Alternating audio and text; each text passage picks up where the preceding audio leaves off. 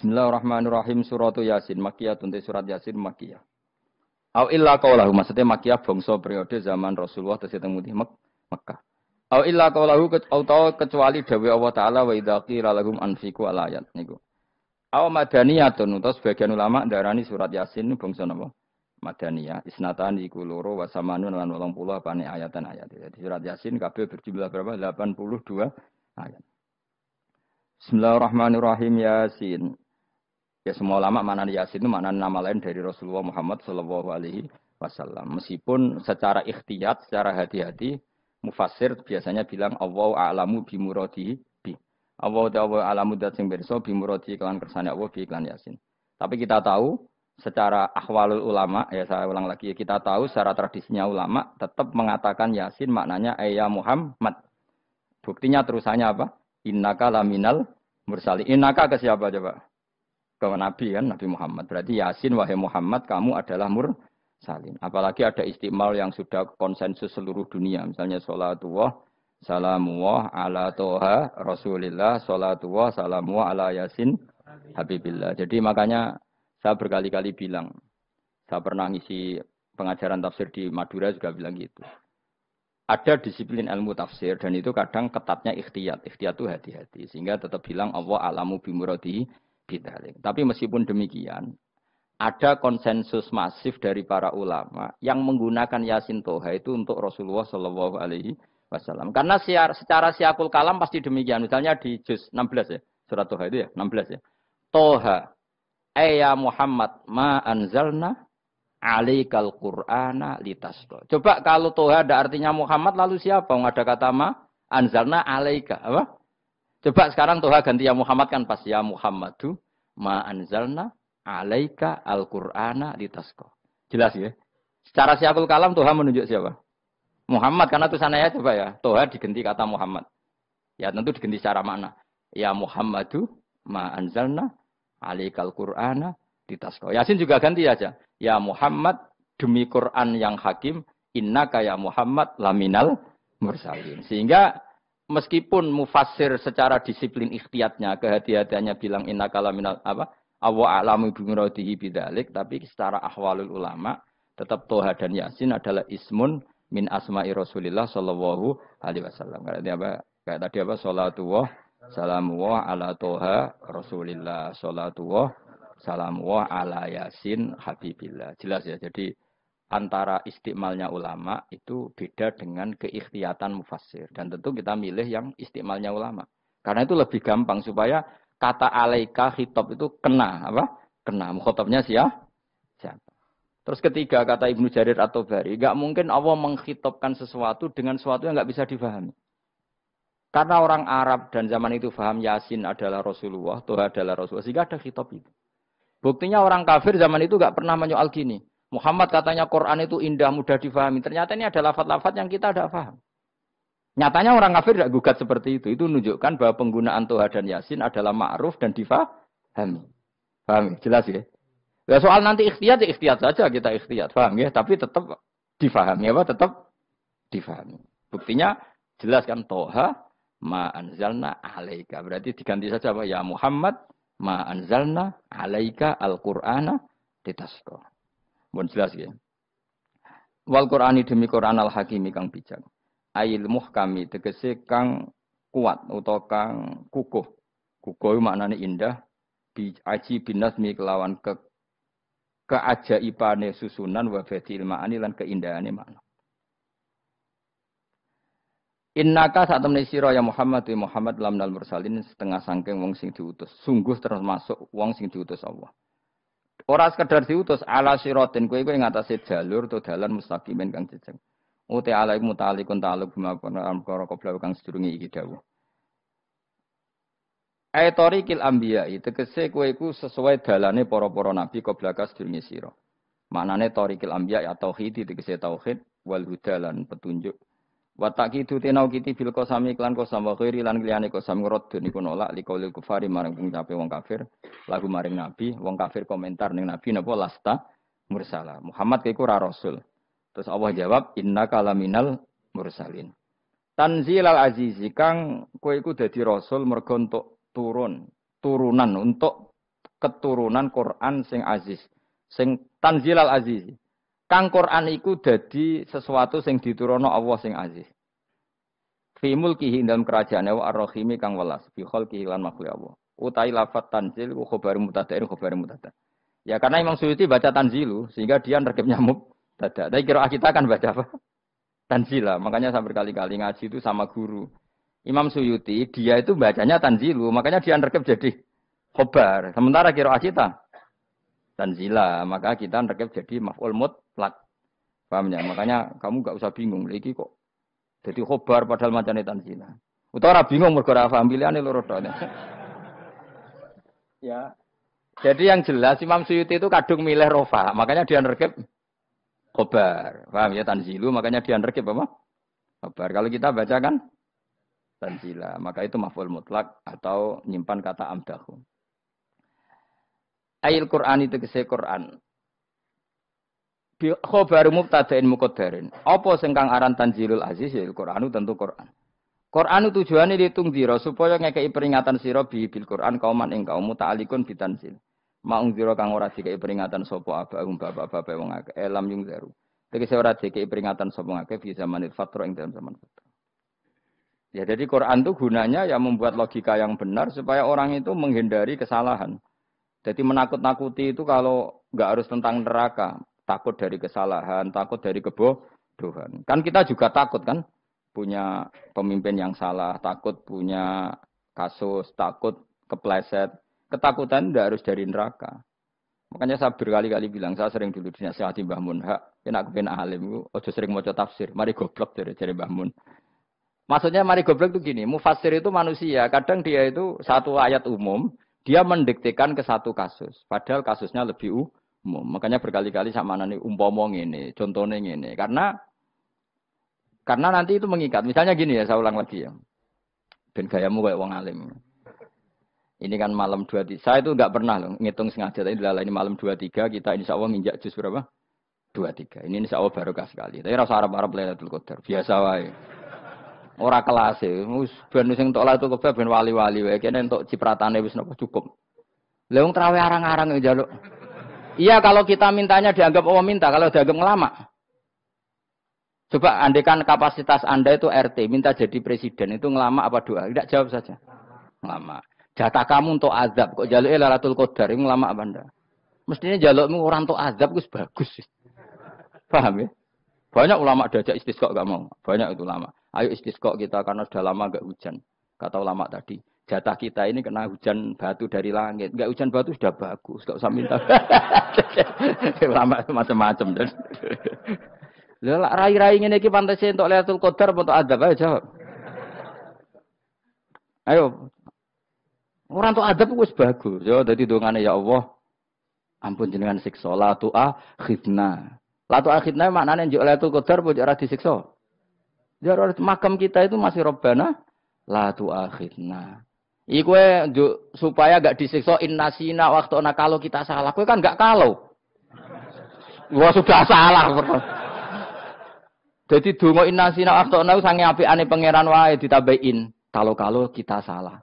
Kalau kita kan sudah tidak kalau lagi sudah. Sudah jelas salah berkali-kali lagi. Mbok wong diisin. Yo lak jaluk Lailatul Qadar gak diisin. Tapi oleh wong pangeran apian. Pangeran kan tapi misalnya pangeran ora aku luwe apian timbang aku. Jadi sowe disahno permintaan. Tapi gak dikabulno. Mau disahno tapi ora usah apa? Di sana itu iman jalin dan goblok piye meneh macam-macam. Makanya doa paling fair itu ya Rabbana dzalamna anfusana wa lam taghfir lana wa tarhamna lanakunanna. Makom kita itu di sepuro pangeran. Sing bener donga wong traweh-traweh lho ning Tuban ning Jogja wis bener apa innaka afuwun karim tuhibbul afwa fa'fu anna. Ora ana guru-guru kita donga ya Allah anilna lailatul qadar ya Allah ka ono saraku iki kita ora ono ngajarno ngono ya Allah innaka afuwun karim tuhibbul afwa fa'fu anna. Jenengan kandat sing kathah nyepurane lan seneng nyepuro impun jenengan sepuro. Iku wis bagus sudah. Bagus. Tok lailatul qadar gresuk ndelok srengenge. Terus ndelok angin. Angger angen daerah Gunung Kidul banter terus anak-anak. Mbok wong tahu diri, maksud kula nggih tetep minta Lailatul Qadar tapi tahu tahu diri. Misalnya suwe bar sedekah, puasa bar salat 1000 rakaat, terus utang si sahur, sampai togo-togo sing mbok dolimi jaluki sepuro. Pas kowe tenan mergo ngrasa ora dolim, nduk Lailatul Qadar. Tapi kira ngrasa ora dolim wis ujub sombong.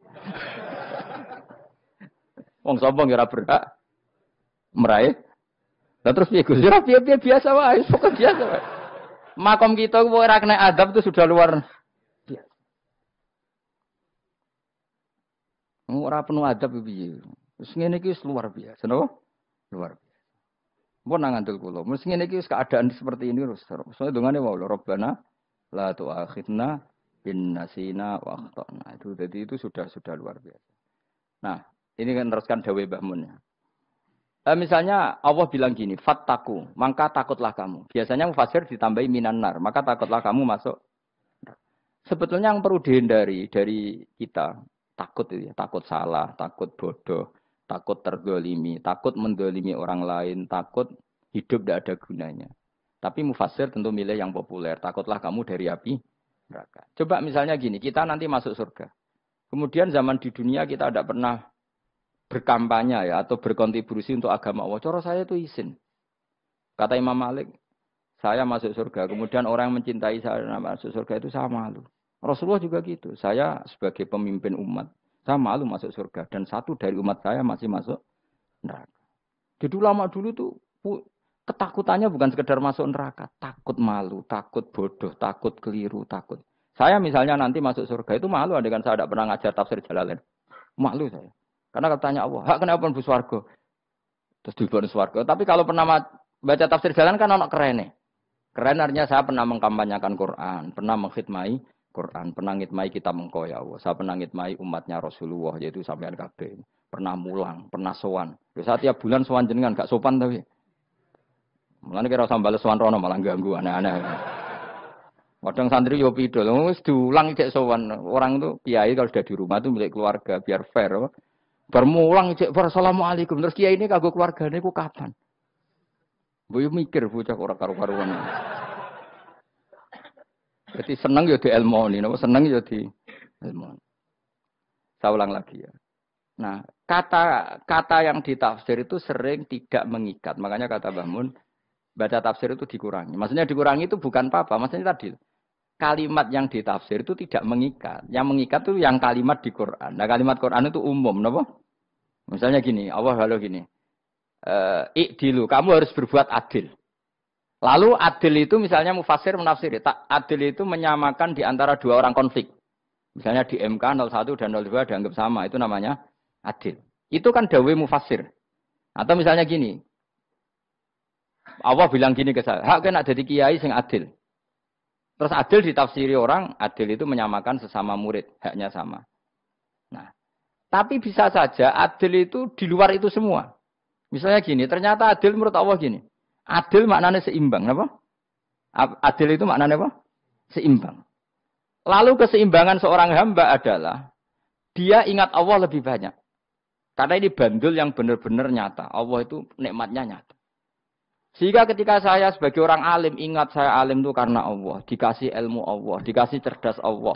Dikasih semuanya dari Allah. Sehingga saya itu tidak merasa kumuluhur pada kalian. Karena semua ini dari Allah. Kemudian Allah sendiri yang memerintahkan. Kamu harus mengajar.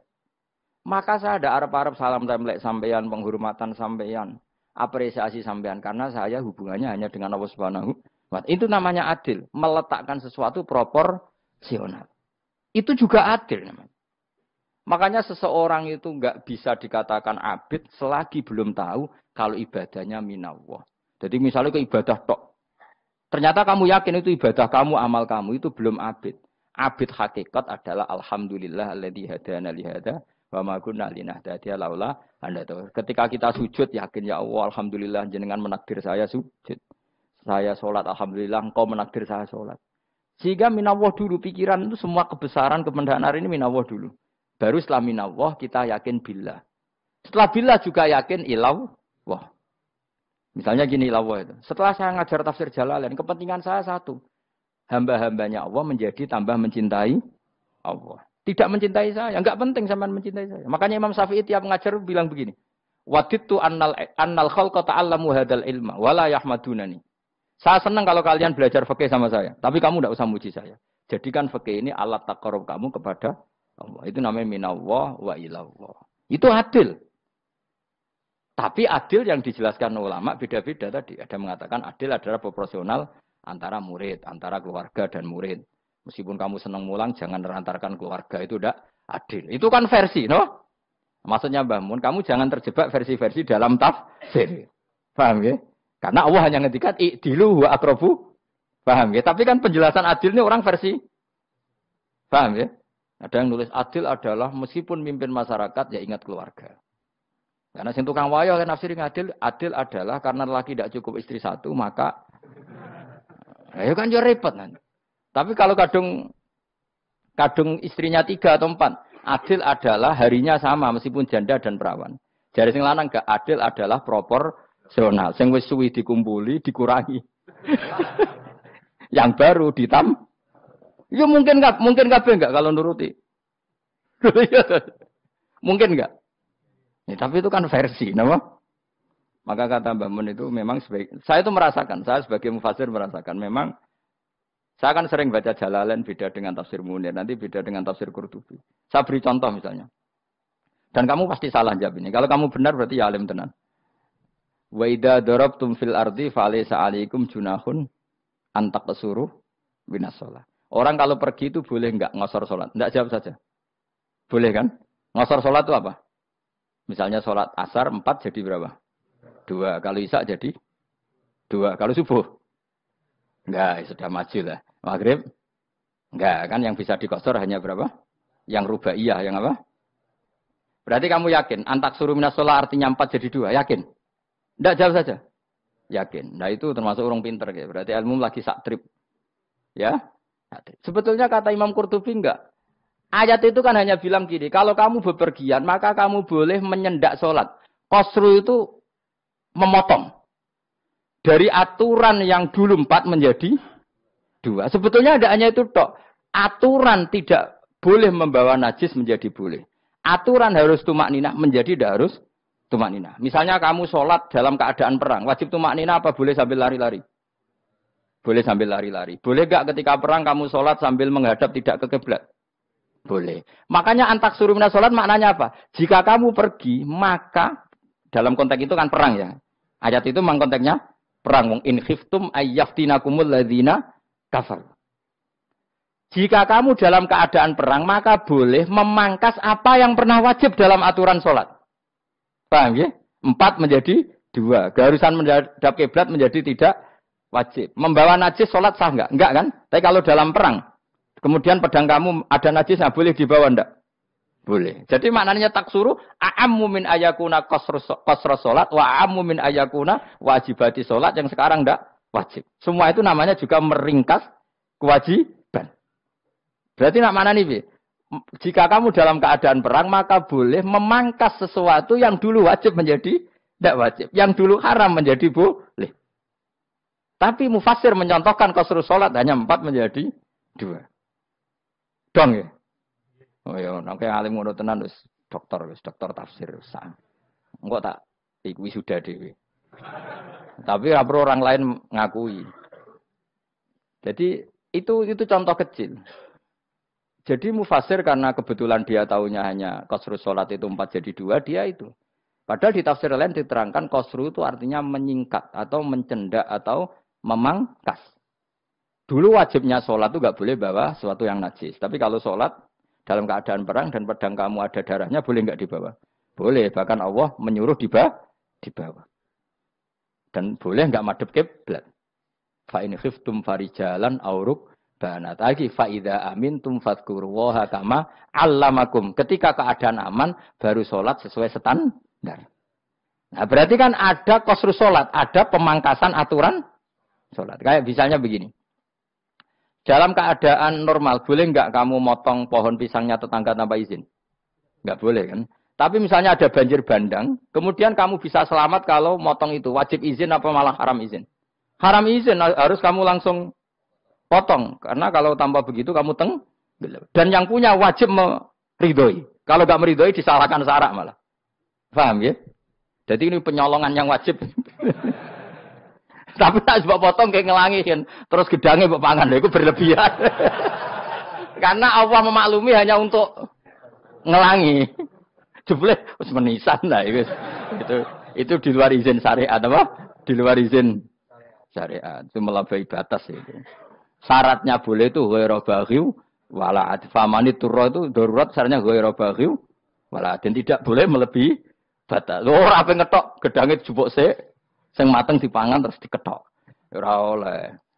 Paham jelas ya. Makanya kalau ngaji tafsir ya saya kan berkali-kali ada makna di tafsir Imam Suyuti saya tambahi umpamanya ini. Maksudnya umpama itu supaya contoh itu tidak mengikat. Jadi yang disebut beliau itu satu dari sekian potensi ribuan contoh.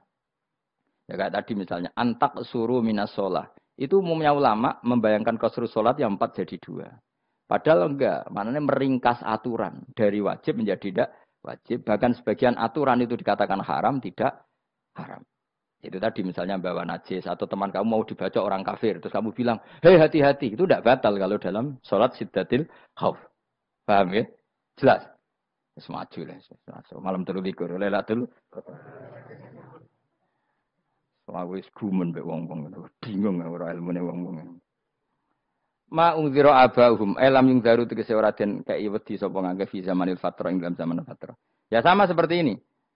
Orang tidak mendapat ingzar itu fi zamanil fatra, zaman enggak ada rasul. Tentu tidak hanya itu tok. Ada rasul tapi orang itu jauh dari komunitas ulama. Itu juga termasuk orang yang tidak mengalami ingzar. Jadi tidak mengalami ingzar bisa di zaman fatra atau sudah ada rasul tapi dia jauh dari ulama atau jauh dari komunitas Islam. Itu juga komunitas yang tidak mengalami ingzar. Fahum mongko te wong akeh kaum iku khafidun lali kabehane iman sing iman parustilan bener. Ya, contoh paling gampang itu nak dawuh yai mesti bener itu loh. Kalau kamu ngaji tafsir Jalalain ya Yuhanna subudu rabbakum. An-nasu biasanya ditafsirkan kufaru Mekah, napa? Padahal di situ nas semua manusia apa kafir Mekah? Semua manusia. Cuma konteks dulu karena Nabi orang Mekah dan zaman itu yang diberi peringatan orang Mekah, Imam Suyuti bilang kufaru Mekah. Lah seperti itu kufaru Mekah mengikat apa enggak? Enggak kan? Enggak, karena yang dituruni Quran yo kafatal linnas. Tapi ya Yohanasu di Jalalain sering ditulis apa? Kufaru Mekah. Nah, seperti itu tidak mengikat. Itu contoh saja, Pak. Contoh saja dalam konteks zaman itu. Paham ya? Jadi banyak, makanya tafsir itu sebenarnya enggak ngikat. Ya tapi yang ngomong gitu harus orang alim. Kalau kamu yang ngomong malah kacau. Kemudian ngomong sombong. Maksudnya kan manusia, saya juga manusia. Ngapain saya harus ikut? Ya sarap itu. Iku ora wis sombong saraf, no? Wis sombong saraf. Lakot hakko teman-teman fahum, lakot hakko teman-teman nyata apa alqaulu apa titah, wajib tegese wajib manane nyata al aksarihim. Ing atase akeh-akeh wong akeh bil adab.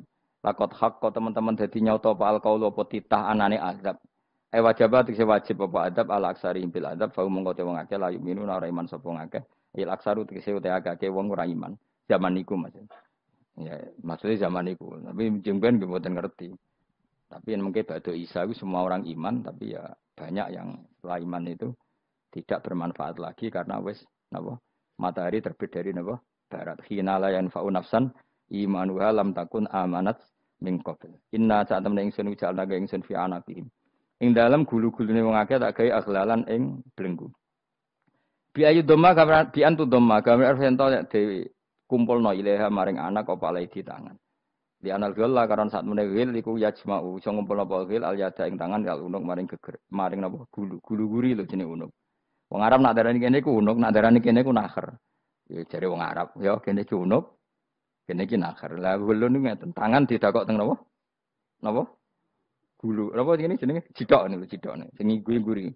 Faya mengkote tangan ilaidi kumas muatun sing kumpulno ilal atqoni maring dagu. Niki lho jenenge dagu. Jam udzakonin wa ya mustama'ul lahyan. Kumpule dua dagu atau dua wang nek jomanan. Fahum mongko te wong akeh mukmahuna iku dadi bunder sapa wong akeh. Manane rafiuna ngangkat wong akeh ruusahum ing sirahe wong akeh. Lastatiuna ora iso mampu sapa wong akeh khodaha ing ngendhekno ruus. Menan Imam Suyuti wa ta iki mutamsilun muk bayangan, mutamsil gambaran. Mulane kula gumun mbek ulama riyen.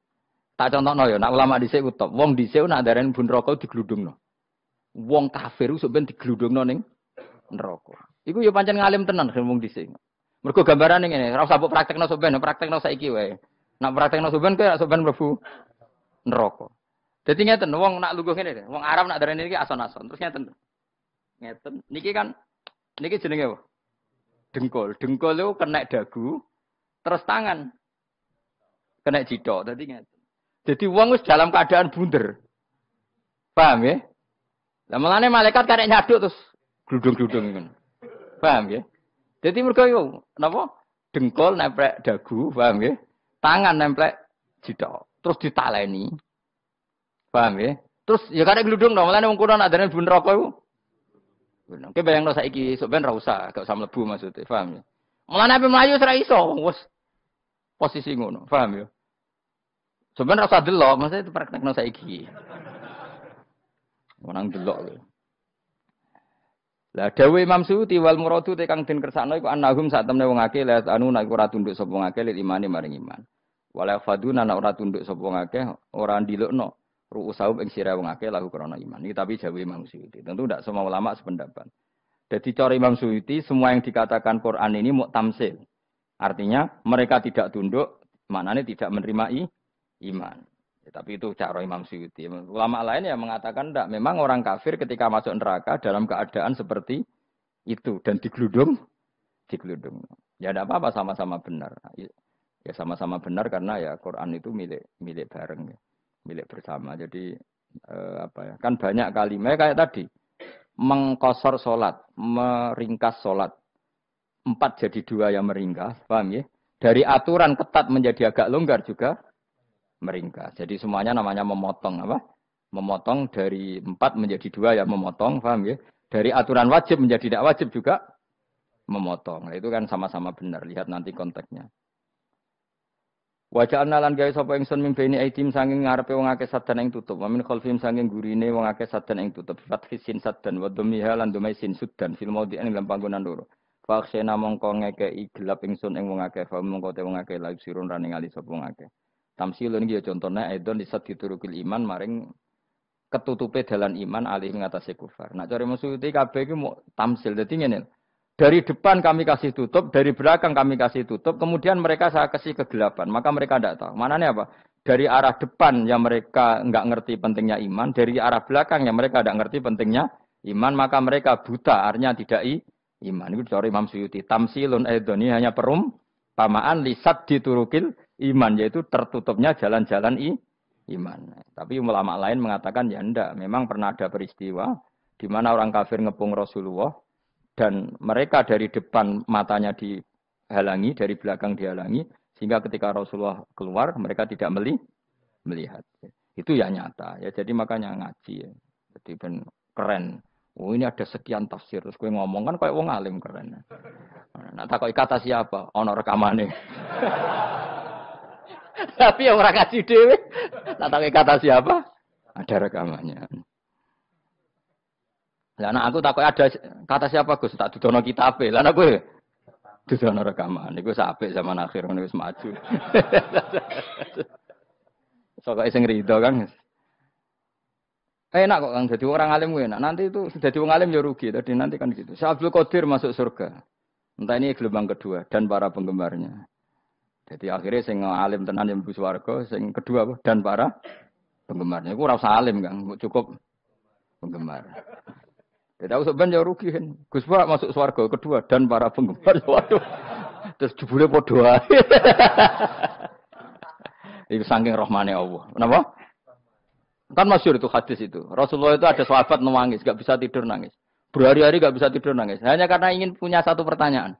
Lama-lama ketemu Nabi, ya Rasulullah saya sudah berhari-hari nggak bisa tidur, ingin menanyakan ini tapi tidak berani. Coba kamu tanya saja, ya Rasulullah, saya ini kalau mati, engkau kan suatu saat dipanggil Allah, saya tidak ketemu engkau.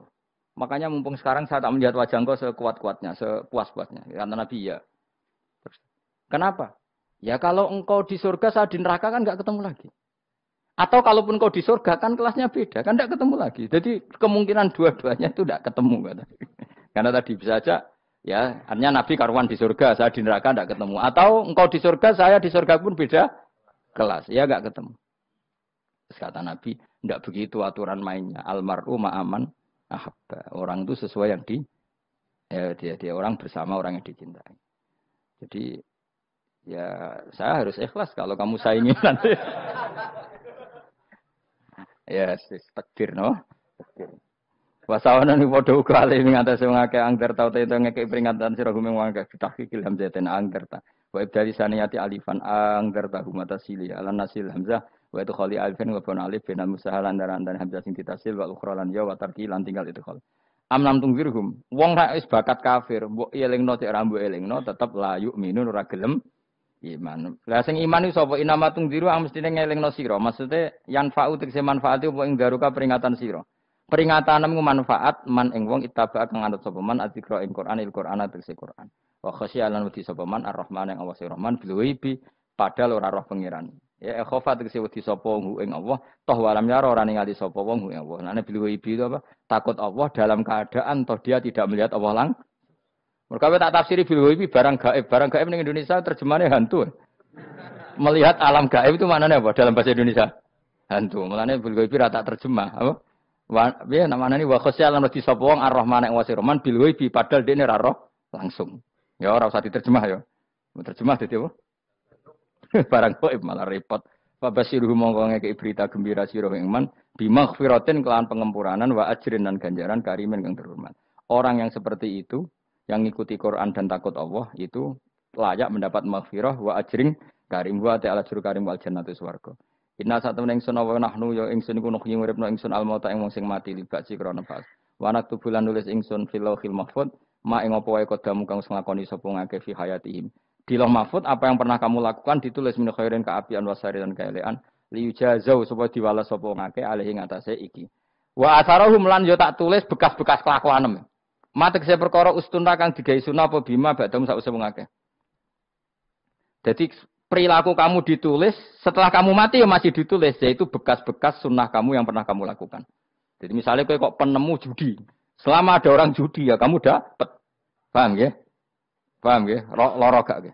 Makanya ulama ngendikan dulu tubalil amwat, tubaliman mata wa matat ma'ahu dunubuh. Bejo wong mati, kemudian dosa-dosanya melok mati pisan. Maknanya dia mati dalam keadaan tidak pernah melahirkan sunnah keburukan, paham ya?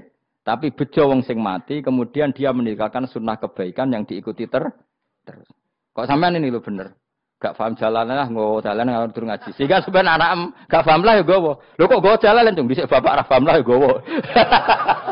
Itu sudah bagus. Apa? Bagus. Jadi pokoknya anut anak ya anut.